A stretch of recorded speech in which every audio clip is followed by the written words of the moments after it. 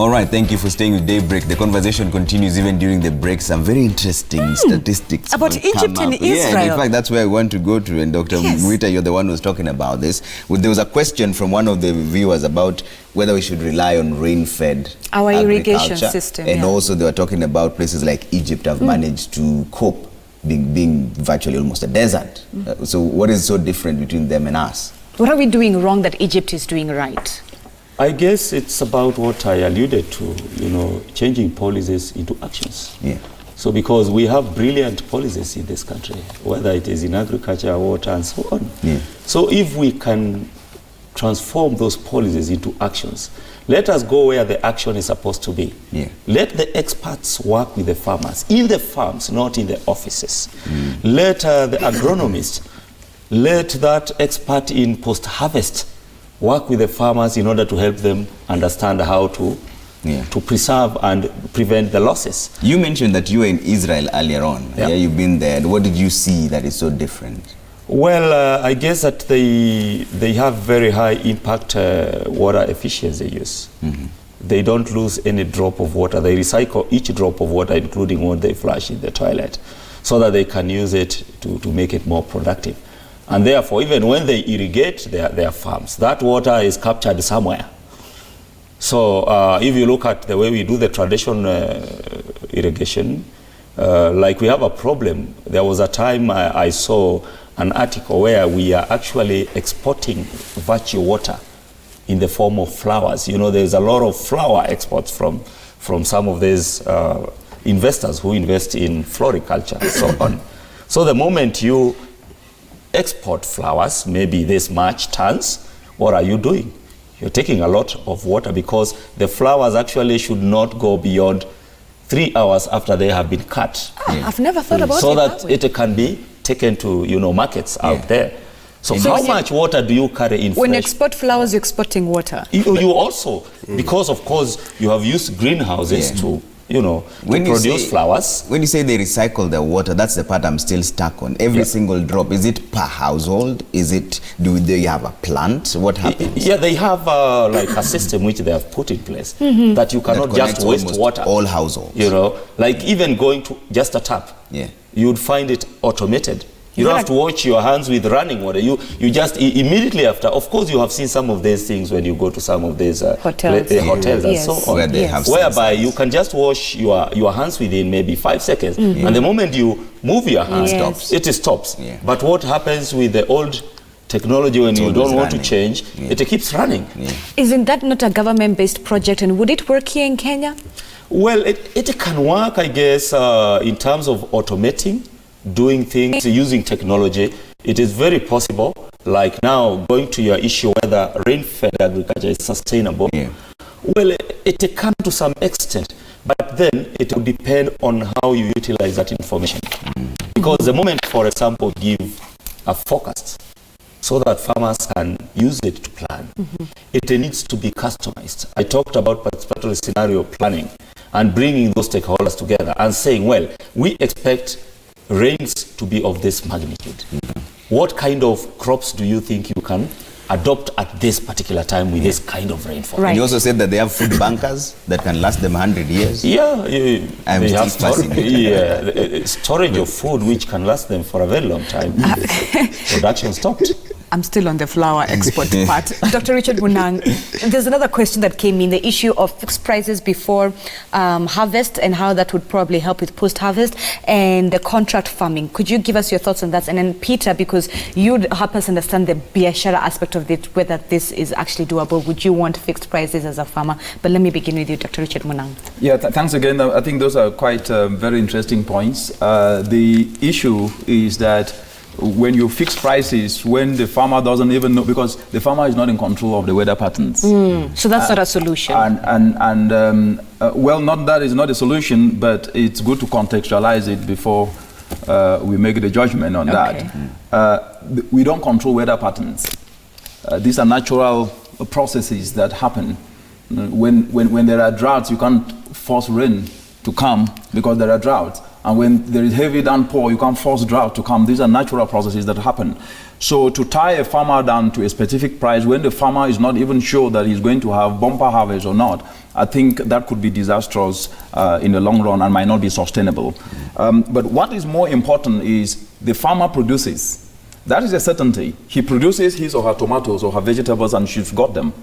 But she cannot be able to store them. She cannot be able to add value to them, to dry them. Because when she can be able to dry her vegetables, she can then speculate when to sell it and when not to sell it, and those will be intact. So it goes back to the point of getting the fundamentals right. And what are the fundamentals?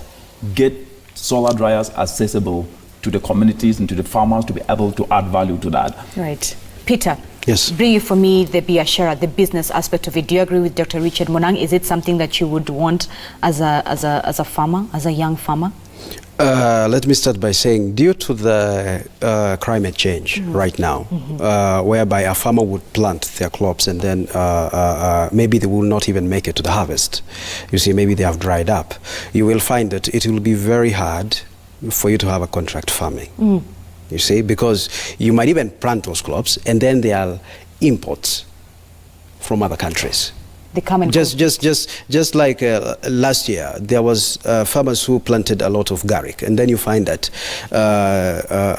just when they are taking it to the market, there is other garlics that is coming from Tanzania. You see, so there becomes an influx of market. You know, an influx. There is an influx of prices in the market. So if you are anticipating to sell a kg at around, let's say, for example, for instance, 100 shillings, you will find that now you'll even sell it at 40 shillings. So how does that make you feel as a farmer when you know that, you know, here you are, you have gone through, you've harvested garlic only for the government to bring in more importation. As a young farmer in Kenya, how does that make you feel? First, it's kind of frustrating. You know, because as every farmer, as you're going to the farm, commercially, you want to make profits. Yes. You see? But there comes an issue of variation. Because every farmer, let's say, there is an influx of tomatoes in the market. So, if you bring an aspect of variation to your tomatoes, you see, you can be able to export, you see? You will be able to sell at a much higher premium than the normal farmer who is out there who have bought the same tomatoes in the market. Right. You see? So, in one way or another, contract farming is very unreliable. Yes. Yeah, but if we also look at it this other way, the variation part of it, because we are talking about agriculture, you will find that as a farmer, if you go that way, it has a lot of money. Well, you seated on this panel, you represent the future of Kenya, or should I say the now of Kenya and the African continent. Now and future. The now and the future, exactly. So then my question to you is, what does the future of farming look like 10 years to come? Let me start by saying, if you are growing a tree, a small tree, if you want it to grow straight to the top, you have to start tending it when it's small down there. So this generation that we are in right now, we need to have policies, as Dr. was talking about. We need to have policies to make sure that the youths that are there right now and our children, they can be able to see farming as a good thing, you know, because right now as it stands, farming to many youths, over 60, 70%, it's not a career. They have a wrong attitude. A lot of them, they want a suit and a tie to their office. So they're forgetting who will feed the nation. So how do we begin to change that mentality, that attitude, that mindset of farming? How do we begin to tell young people, listen, farming doesn't necessarily mean you going to the farm with a, you know, kijembe and starting to dig. How do we change that mindset? First, as I said, incentives, capacity building. You see, if we're talking of incentives, we're talking of, there is like 30% who really want to go to farm. Yeah. Because you see, farming contributes to around, it's the second biggest GDP provider in Kenya. So you find that it's a very lucrative venture. But a lot of young people, once they go to the farms, with that mentality, it's a very lucrative venture. And then they go to the farm, they farm, and then they don't get whatever they were anticipating. Maybe because of fertilizers increase, the farm inputs increase. You see the climate changes we are talking about. You see, they will retract. Yeah. They had invested their money, but now they retract and say, oh, let me just go back to the office. Yeah. You see, but if we have all this in place, we have we manage the post-harvest losses. Yeah. We also have an access to good market, you see, and also the variation. This will make sure that these young farmers, they will be motivated. Don't run at a loss. All right. Right. I'm going to give you final remarks, really, and Dr. Mwita, I'll start with you, just to give final remarks on what to expect henceforth and how we can adjust. I believe that rain-fed can still support agriculture and food security in Kenya if the information is utilized correctly. So farmers in Kenya and other stakeholders who use climate information services should work closely with us, because we could help them to maybe make better informed decisions. And finally, I guess in terms of how do we make agriculture more attractive to young people, yes, because they are the majority in this country. I guess if we can make agriculture profitable, then I'm sure most young people would love to venture into agriculture. Dr. Richard Munang, here's the thing.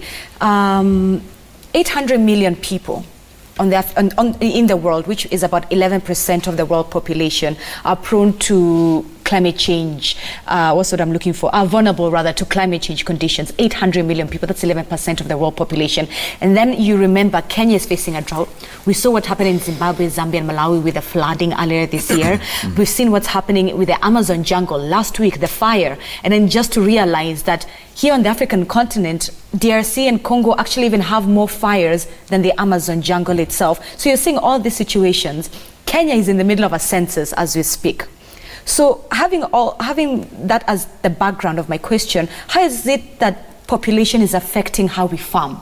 Yeah, before you answer that, I believe we have a caller from Kiambu, Collins Joroge. Collins, good morning. Hello, Trevor. Yes, Collins, go ahead with your comment or question. My comment is that the government should give political goodwill. Okay. Because the companies of the people who process the goods we eat that are... Yeah, go ahead.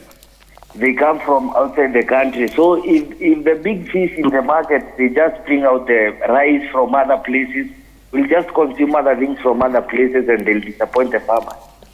Okay. Yeah, so, and for the youth now, you know, it's not every youth want to go to their home ground to go and farm. They should give us even shambas in town. Okay. Shambas. Yeah, we have. Okay. Collins Joroge there from Kiambu is talking about political goodwill. He says importation should be sort of stopped to have local stuff being used around. But that's also part of what you're saying. I mean, the value addition to it. Why are we importing vis-a-vis using what we have? Is it because we don't have enough or we don't have quality? But there was a question that you had asked. Right, we'll get to that question in just a little bit. But yes, the population issue, how human population is affecting how we are farming. Yeah, thank you very much. The reality is that the number of people is not a problem. It's the quality of the people. So and that's why I said before that a skilled human being, a skilled person is 4 times. That's what the statistics and the practical reality is telling us. A skilled person is 4 times the value of material and 15 times the value of natural capital. We're talking about skills here. We're talking about talents. We're talking about building on people's initiatives that are already ongoing. Because as we're speaking, the reality is that the duplication of effort in the entire African continent is costing a lot, both financial and even human resource. And the duplication of effort is what has perpetuated these silos. And the biggest issue that I would actually say, if these silos continuously get proliferated, we will not just be losing finances, we'll actually continuously be at the bottom of the pyramid in terms of value addition. So the issue is not the population, the growth, it's the quality of the quality. people. If you take, for example, the youth that are getting into the labor market every year with a degree, and most of them try to do something, but without knowing that they have to retool their skill. That's why skills retooling becomes very important to every youth across the entire African continent. Having a PhD is not enough. When you mean skills, do you mean vocational training skills? If you go on Twitter at the moment or to social media, you will see youth who are on social. Being on social media is not a problem. The point I'm trying to pass here is you can actually learn a lot of skills online that could position you and get you into more opportunities. So instead of spending time sometimes more on social media gossip, it's good to start spending that time getting more knowledge and at the same time building some extra skills that are in addition to those that you learn in school. Because what I'm trying to say here, if you look at the challenges of post-harvest losses, and I still go back to that, Kenya losing 50 billion every year in terms of post-harvest losses. In addition to the food importation of 160 million US dollars, that's about 16 billion Kenyan shillings. Those are opportunities that are sitting glaring to each and everyone's eyes. But the most important aspect is that we should be able to understand that government role is to create an enabling environment. The area of government putting policies, legislating, implementing, reporting has long gone. And therefore we, the ordinary citizens, must be able to take responsibility, because climate action will not be driven alone by the government. Our daily actions matters, and that climate action provides an investment opportunity for each and everyone. We're talking the agro value chain that is worth $1 trillion US dollars in less than 12 years from today. Manufacturing will not create those jobs. Tourism will not be able to create those jobs, so the jobs will be in the agro value chain. And I think, as Peter said, you do not necessarily need to get your hands soiled to be able to make money. Right. They are dealing with technology. They can be able to connect a farmer to a market and make a cut. They can be able to start creating opportunities within fabricating solar dryers. Just for example, through what the UN Environment is doing, working with countries to be able to create what is called policy harmonization. Because the Ministry of Agriculture, as I said, the solutions to food insecurity do not necessarily lie within the Ministry of Agriculture. They must synchronize the climate smart agriculture policy with the energy policy, with environment policy, with trade policy, with transportation policy. Because if you go to the rural areas, the roads from point of production to market sometimes, so that then means that the Ministry of Transport and Infrastructure must prioritize route access to villages, especially to where there is a production of most of these crops, so that they can be able to connect to markets. And more importantly, I think this aspect, which is quite very crucial, we must become selfless. There is a lot of selfishness because there is no absence of actions that are happening, especially in the continent and especially driven by the youth. The problem is that they do not foster synergies. Okay. And Wangai, there's something that I wanted you to delve into as we wind up here. There's always this argument that we import because we don't have enough. Do you agree with that? Because you've just mentioned the issue of garlic, that you take your garlic to the market and you find that there's another garlic from a different place. But the argument from the people we import is that we don't have enough. As farmers, you're not able to supply all the needs. First, let me start by saying Africa is the first arable continent in the world. Africa. And so is Kenya. Kenya is very arable. But we need to look at where the lane started beating us. Because if you look at the statistics, if I go back a little bit, you will find that Kenya is losing approximately 12,000 hectares of trees every year. That's an alarming rate. But we are proud the government is a private sector of what they are doing, reforestation and all that. But you will, as much as the reforestation is also going on, there need to be a little bit of public-private partnership, participation. In partnership, Because if we're talking of importation, and our country is very arable, that one, we need to train our youths, these young children that are coming up, that agriculture is the only way to go. Agriculture is the only way to sustain our country, you know? Because if we plant more trees, and also we'll also look at the other factors, you will find that Kenya of today is not the Kenya of 30 years ago. It's not the Kenya of 30 years ago. Why? Because if you look at a place like Eastern Province, in 1970s, there were a lot of trees. And it used to rain. In 1990s, we knew that on in April, it will rain, a lot of rains. In August, it will rain. But look at it right now. It's not the case. It's not. It's not the case. Okay. You see? So we need to have a more better approach to our upcoming generation, so that in future we can have these. We won't be able to, we won't be importing food out of the country.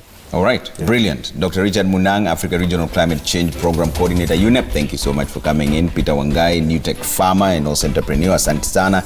And Dr. Richard Muita, Senior Assistant Director for Climate Services at the Kenya Meteorological Department. And most importantly, thank you for taking part in this discussion and change with the times. Basically, that's the idea we are giving here. But there's a lot coming through on our social media accounts and SMS lines as well. Let's see what you're saying. First up, Tom Seba says climate change is real. Citizens should be disciplined and adapt to solutions to climate change mitigation. So sticking to Twitter, Golichas, I hope I pronounced that right, you say climate change is happening already with expected rainfall short of expectations as we lost out on what we planted. All right, let's see. Governor 254, people have encroached on wet areas and forests to create space for living. This leads to drying out of water bodies or wetlands as people bring in concrete and other solid construction material that isn't so good at conserving wetlands. He continues to say they need to be taught about food conservation. The national food basket should only come in when the situation is very dire, since they are able to feed themselves from the food that they stored away during the productive months. Robert, still on Twitter, you say getting the fundamentals rights, policy coherence in implementation, incentives, mindset change. These are the first steps of overhauling Africa's agriculture for the 60 years of failure which we are now experiencing. Right, let's see what you're saying on 22422. That's SMS line. Kindly give your name and where you're texting from. George from Kakamega says agriculture production is the best investment. Extension services are not active at the rural level. I run agri-production village bees hubs, and the major observation is farmers are willing to farm high value and climate smart crops, but they don't have information. Training. The issue of accessibility to information. Mayende, you're watching from Bungoma. You say, in my opinion, Kenyans lack information on modern farming methods. I have half an acre, but it gives me a net income of about 2,000 bob per day, since I don't rely on rainfall, but instead practice irrigation by water pump. All right. Brilliant. You don't leave a name or where you're texting from. You say importing food from other countries makes farming very challenging and very expensive to an ordinary farmer, e.g. eggs from Uganda, beans, tomatoes, rice from India, Brazil, and others. Okay. Kimani, you say the discourse is informative and painful. As you discuss, there is a rich politician planning to intercept through imports who is working with the farmer. Where are these policy implementators? Is it possible without politics involved? All right, you don't leave a name or where you're texting from. You say environment belongs to us as human beings. We should be taking care of it at all time. We should expect more unless we change our behavior. These are kickbacks from Mother Nature. Okay. All right, thank you so much for taking part in that discussion. Now we take that break. We'll be back with more.